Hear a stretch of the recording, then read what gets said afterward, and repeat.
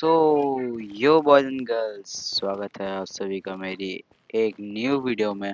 और आज हम करने वाले हैं एक बिगिनर के हिसाब से शॉर्ट पीवीपी इन नेटपॉट। और आज जिस सर्वर में हम प्रैक्टिस करने वाले हैं उस सर्वर का नाम है the India's number 1 server MC fleet, क्योंकि मुझे ये सर्वर बेस्ट लगता है फॉर नेटपॉट पीवी भाई। और ज़्यादा इसी में मैं खेलना पसंद करता हूँ क्योंकि भाई अच्छा होता है बिगनर्स के लिए। तो फिलहाल तो आप मेरे को देख के सीख सकते हैं। चलते हैं पीवीपी में, पोशन मार लेते हैं। Let's go.